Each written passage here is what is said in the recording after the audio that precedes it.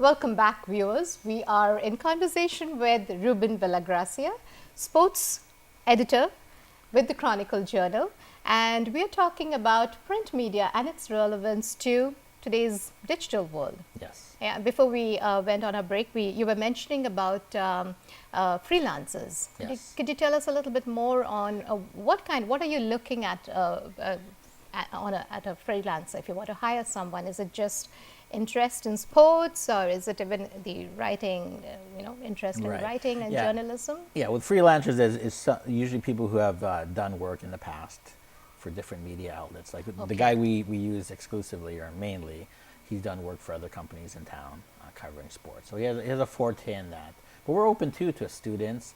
In the summer, we get a few students who are from Thunder Bay and they're visiting home, and maybe they're not specifically studying print media, but they're in multimedia courses and stuff like that. So do you offer internships too during the summer? We had the one last year. All right, okay. But it's not my call on that. But as far as freelancers, yes, we do have a decent variety. The key thing is to get a nice pool of writers, just so we have that flexibility, especially in the summer, because these people have full-time jobs or they're retired and they have their own schedule. So you have to, you can't call them 40 hours a week.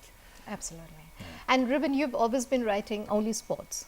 Has there been any interest in writing anything else besides sports? Well, when I was at my student paper at Carleton, right, we would do everything, and of course studying in school itself. But I find covering campus news, it's a lot like local politics too.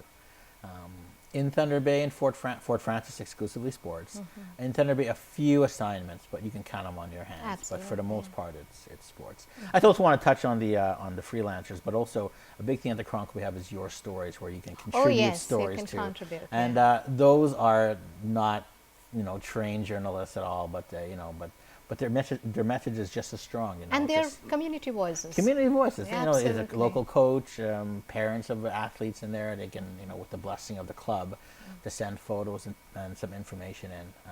Some editing is involved, but the presentation is all there. And the important thing is it's, the papers being represents everybody in the sporting world. Do you follow any format or a template or something? Or yeah, we like to keep it under a certain amount of words, nothing too big, and that's why we have the editors to clean that up, and clear photos, a bigger digital photo, just so it's something that we can print, whatever size. But sometimes some people send a smaller photo, so it's not like you can't fit it. So sometimes it's not usable because it has to translate to the print, not just our website. Reuben, the other thing I wanted to ask you before we, in the last section, we were talking about the number of prints.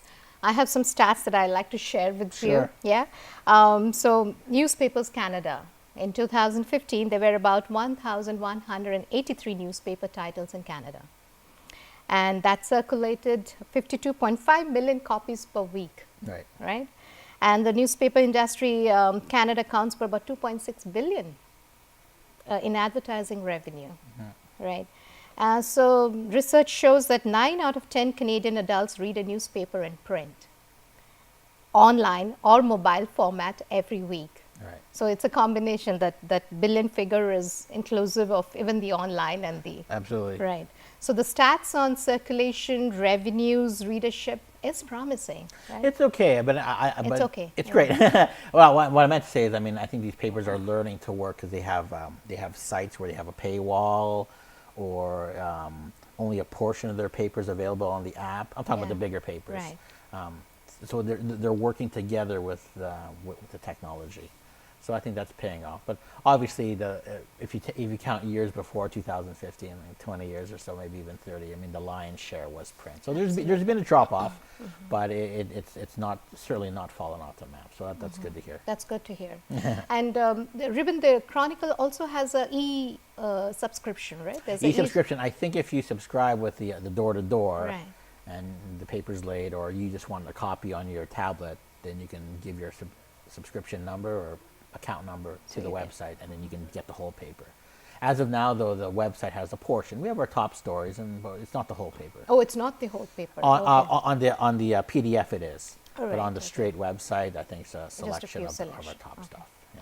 What about freebies, freebie dailies? Do we have a lot of them I use a Hyderabad? couple. I know there's the that seniors paper Okay. comes up, but it's more like it covers news outside Thunder Bay, not just locally. The Source is one part of Dougal Media. It goes part and parcel with their TB News Watch site, so that's a weekly as well. But as far as we know, we're the only daily. But Oh yeah, yeah. there's a lot of news here for Thunder Bay. There's lots of news. Yeah, it's available. great for community. Like we were talking, it's great for communities like ours. Yeah, a That's small right. size community, but lots of coverage and information. What's happening in the crowd. Yeah, exactly. Looking I at- think different tastes. Some people just want the paper for what's happening. It's Yeah, March break. absolutely, yeah. For now, we're recording this. It's March break. What's happening? Some people want to go a little deeper with the op-ed pieces and the Yeah. city council, and that's offered there too, and all the news formats. Yeah. which is And good. for on-the-go people and like us and students and professionals, you're always looking at on-the-go, looking for iPads and looking for the internet. Yes, for and the different- Chronicle. I think I've been in the sports section has been in the Twitter game since 2013 or 12. But the Chronicle site, the main Chronicle, has its Twitter feed too, and they've been doing really well. But they just started, I think, last year. So a little late to the dance, but never too late. But it's good, like what you were mentioning. It's a good combination of having both the medias, right? Working the together, print and you gotta use the it. tech. Like you can't ignore print, and you can't ignore Digital. Twitter and digital. You Right. definitely can't ignore. Yeah, that. social media. Like these days, you plan an event and you put it on the Facebook, and words just spread. Yeah, That's right. yeah. Do you agree with that? I do agree. That's how it Yeah. works. So everyone's churning in, and you see the paper, or if you're just at at a local restaurant and you see a paper lying around. So Yeah, the there's reviews, that way there yeah. too. There's a way of getting it. So there is a promising future out there. For There is, but people it has to be a partnership.